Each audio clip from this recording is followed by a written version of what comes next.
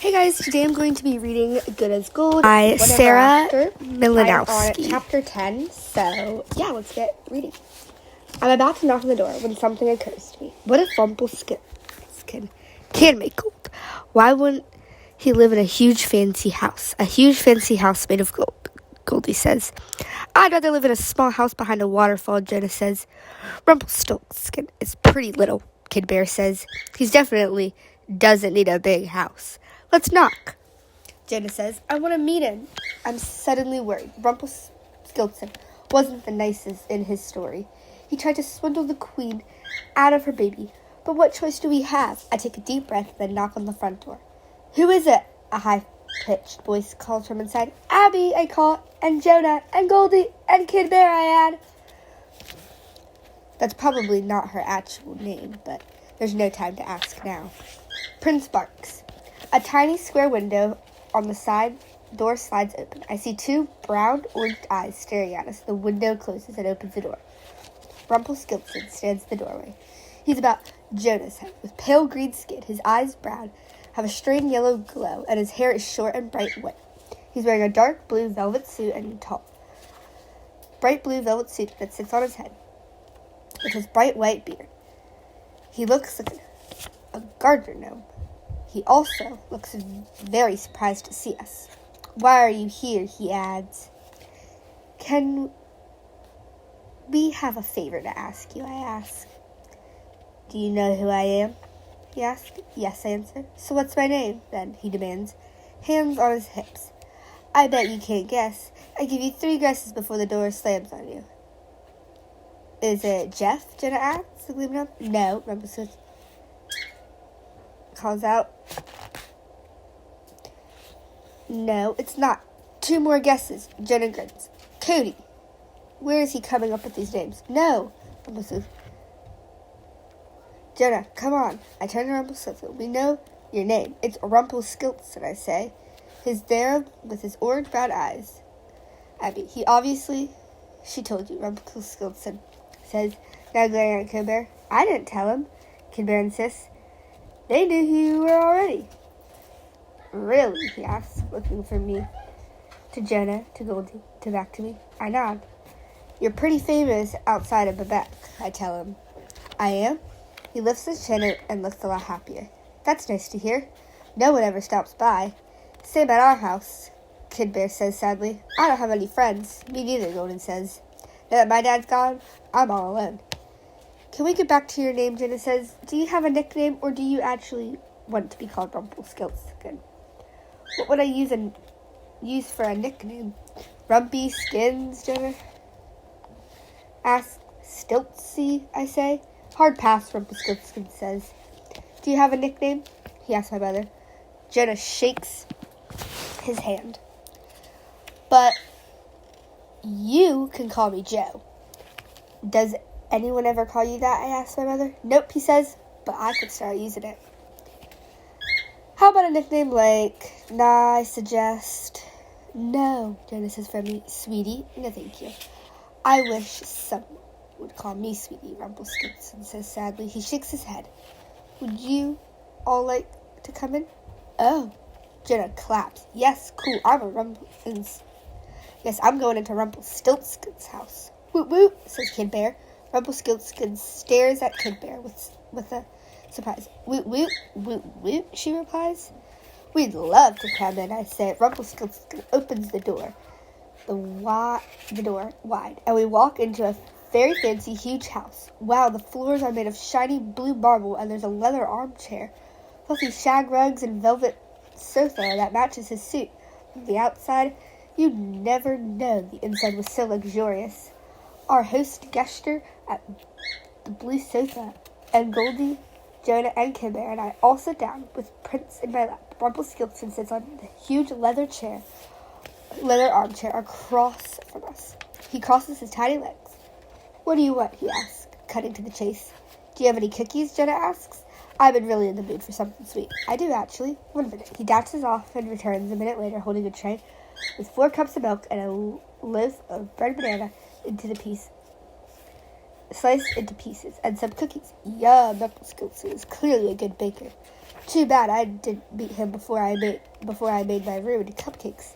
They're chocolate chip and oatmeal raisin cookies, Rumpelstiltskin says, holding the tray out. Hooray, Jonah says. No thank you on the raisin. No, bleh.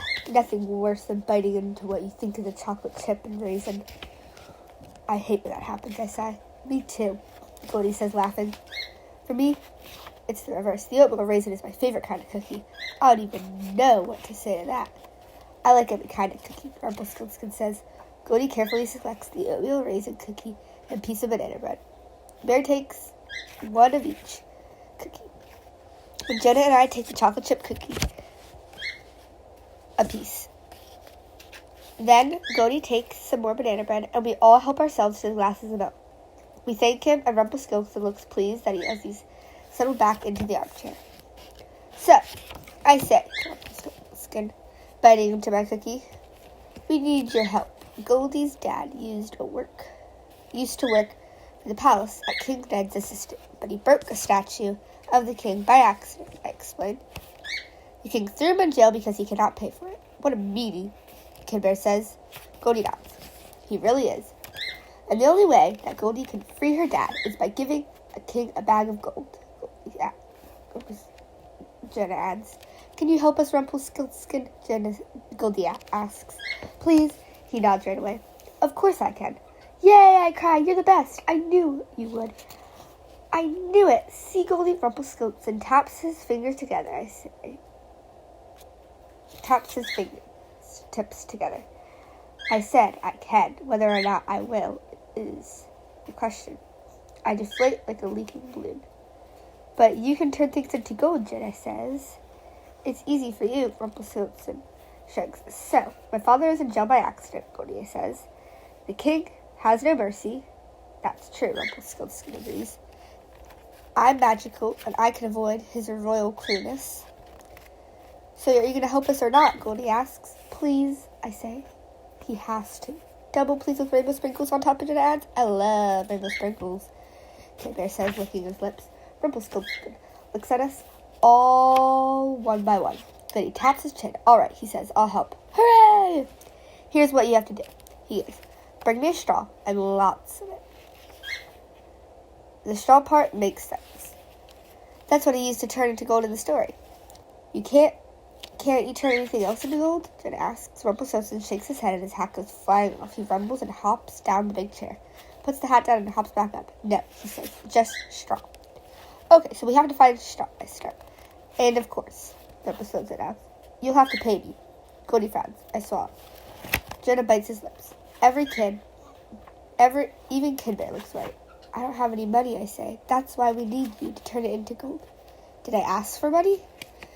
Rumpelstiltskin billows. No, I did not. I stare at him. Then what do you want in exchange? You have a skateboard? Want it? No, Jonah yells. Jonah, I say. That's all we have. We have your watch. We need my watch. Well, I need my skateboard. I don't want a skateboard or a watch, Rumpelstiltskin says. What do you want? Your firstborn child, he declares. No, I say. First of all, we are way too young to have kids, and second of all, I am not auctioning off any future kids that I might have. Rumpelstiltskin frowns. He looks at Jonah. Then his firstborn child, he declares. Also, no, Jonah says, then he mutters. Baby sandwich under his breath. You can't have any of our firstborn child, I say. Not mine, not Jonah's, not Goldie's, not Kid Bear's. He squishes his face. What about your secondborn child, he says. No, I say. Lastborn? Still, no. I say. No kids of any kind. Can I have your dog? He asks. No dog either, I say, pulling Prince closer to me. Or my dog's puppies, just to make it clear, not living being. Rumpelstiltskin says, it would be so nice to have a friend sandwich. Jonah, stop, I say. He doesn't want a person sandwich. He wants a companion. He's lonely, aren't you? Rumpelstiltskin's orange eyes fill up with tears. I am. I just want a companion. I don't understand why no one wants to hang out with me. Maybe it's because you tried to steal people's babies, Jonah asks. He scowls. I never stole anything. I made deals. And anyway, that's why I'm so desperate. And the thing is, I am not very happy. I'm the only one I'm the only time anyone talks to me is when they want my help. He sighs again, his eyes filling with more tears. Oh, poor Rumpelstiltskin, I say. Will you excuse me for a moment?